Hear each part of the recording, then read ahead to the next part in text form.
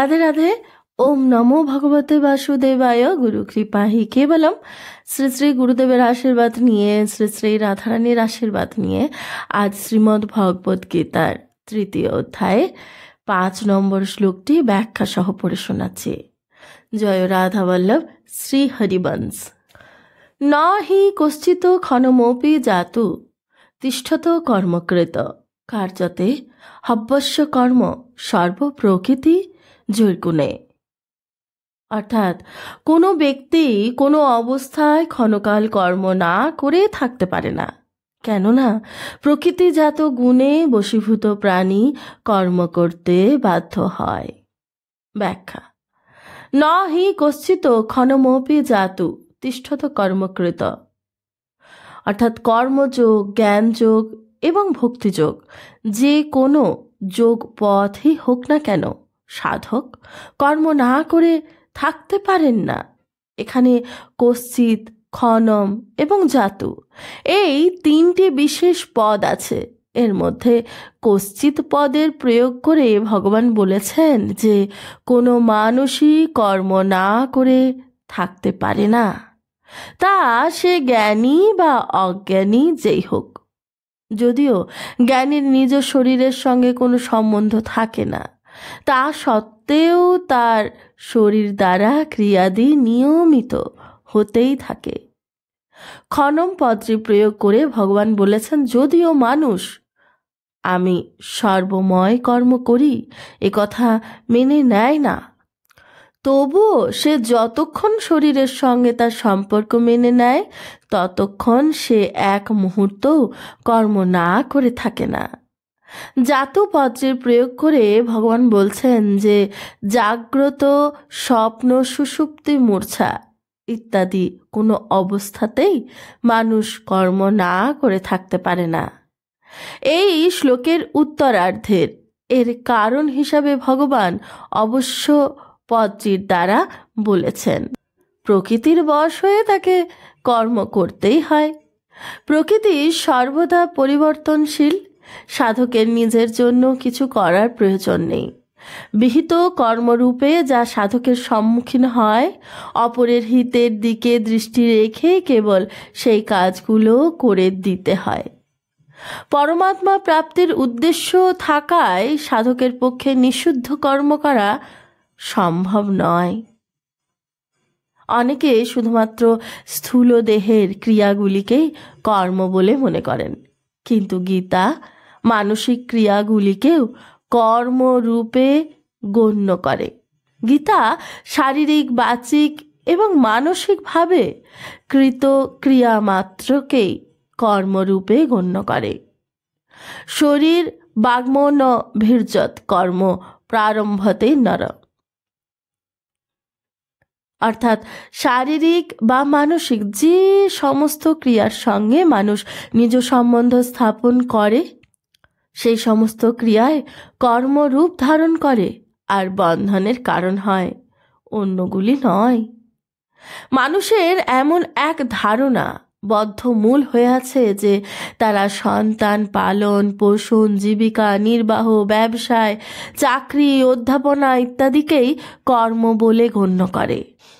আর এর অতিরিক্ত খাওয়া দাওয়া, শোয়া, বসা, চিন্তা করা এগুলিকে কর্ম বলে ধর্তব্যের মধ্যেই আনে না।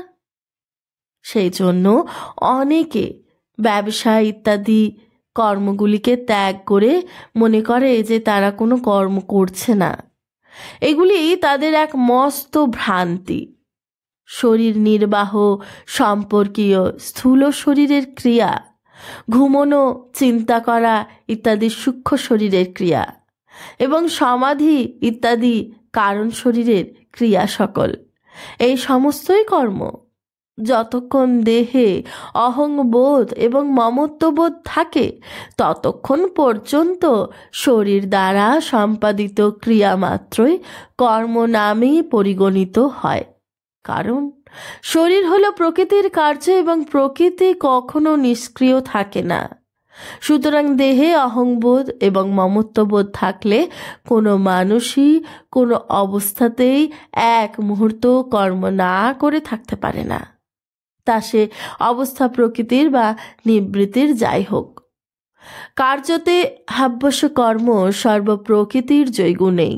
প্রকৃতিজনিত গুণ প্রকৃতির বশীভূত প্রাণীদিগের দ্বারা কর্ম করায়। বশীভূত হওয়ায় প্রকৃতির গুণগুলির প্রভাবে প্রাণী কর্ম করতে বাধ্য হয়, কেননা প্রকৃতি এবং তার গুণ নিরন্তর ক্রিয়াশীল। যদিও আত্মা নিজে নিষ্ক্রিয়, অসঙ্গ, অবিনাশী, নির্বিকার এবং নির্লিপ্ত, কিন্তু যতক্ষণ সে প্রকৃতি এবং তার কাজ স্থূল, সূক্ষ্ম এবং কারণ শরীরের কোনো একটির সঙ্গে নিজ সম্পর্ক স্থাপন করে, তার দ্বারা সুখ কামনা করে, ততক্ষণ পর্যন্ত সে প্রকৃতির বশ হয়ে থাকে। এই বশ্যতাকেই এখানে অবশ্য পদে বলা হয়েছে। নবম অধ্যায়ের 8ম শ্লোকে এবং 8ম অধ্যায়ের 19তম শ্লোকেও প্রকৃতির সঙ্গে সম্পর্ক মেনে নেওয়ায় জীবের পরবশ হয়ে কর্ম করার কথা বলা হয়েছে। স্বভাব তৈরি হয় বৃত্তি থেকে, বৃত্তি সৃষ্টি হয় গুণের দ্বারা এবং গুণ উৎপন্ন হয় প্রকৃতি থেকে। সুতরাং স্বভাবের পরবশ বলা হোক বা গুণগুলির পরবশ বলা হোক অথবা প্রকৃতির পরবশ বলা হোক, ব্যাপার একই। সবার মূলেই আছে প্রকৃতপক্ষে সেই প্রকৃত জনিত পদার্থগুলির পরবশতা। এই পরবশতা থেকেই সমস্ত প্রকার পরবশতার সৃষ্টি। সুতরাং প্রকৃতিজনিত পরবশতাকেই কোনো স্থানের, কালের, কোথাও স্বভাবের, কোথাও কর্মের, আবার কোথাও জায়গায় গুণের পরবশতা রূপে উল্লেখ করা হয়েছে। তাৎপর্য হলো এই যে জীব যতক্ষণ প্রকৃতি এবং তার গুণগুলির প্রভাব থেকে সর্বতোভাবে মুক্ত না হয়, তার পরমাত্মা প্রাপ্তি না হয়, ততক্ষণ জীব কাল, স্বভাব ইত্যাদির পরবশ হয়ে থাকে। অর্থাৎ যতক্ষণ প্রকৃতির সঙ্গে নিজ সম্পর্ক মেনে নেয়, প্রকৃতিতে স্থিত থাকে, ততক্ষণ কখনো গুণের, কখনো কালের, কখনো স্বভাবের পরবশ হতে থাকে। সে কখনো স্ববশ অর্থাৎ স্বাধীন হয় না। এইভাবেই সে পরিস্থিতি, ব্যক্তি, স্ত্রী, পুত্র, ধনসম্পত্তি ইত্যাদির পরবশ হয়ে থাকে। কিন্তু যখন সে গুণের অতীত নিজ স্বরূপের অথবা পরমাত্মা তত্ত্বের অনুভব করতে সক্ষম হয়, তখন তার আর এই পরবশতা থাকে না এবং সে স্বতই স্বতন্ত্রতা প্রাপ্ত হয়। প্রকৃতির সক্রিয় এবং নিষ্ক্রিয় দুটি অবস্থা রয়েছে। যেমন কর্ম করা হলো সক্রিয় অবস্থা, আর কর্ম না করা, নিদ্রা ইত্যাদি হলো নিষ্ক্রিয় অবস্থা। বাস্তবে নিষ্ক্রিয় অবস্থাতেও প্রকৃতি কখনো নিষ্ক্রিয় থাকে না, এতে সূক্ষ্ম রূপ সক্রিয়তা থাকে। যেমন কোনো নিদ্রিত ব্যক্তিকে তার ঘুম ভাঙার আগে জাগালে সে অভিযোগ করে যে তার কাঁচা ঘুম থেকে তাকে জাগানো হয়েছে। এর দ্বারা প্রমাণিত হয় যে নিদ্রার নিষ্ক্রিয় অবস্থাতেও নিদ্রা গাঢ় হবার কাজটি হচ্ছিল।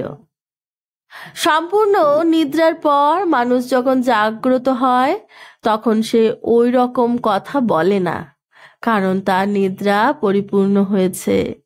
এইরূপ সমাধি, প্রলয়, মহাপ্রলয় ইত্যাদি অবস্থাতেও ক্রিয়াগুলি সূক্ষ্ম রূপে হতে থাকে।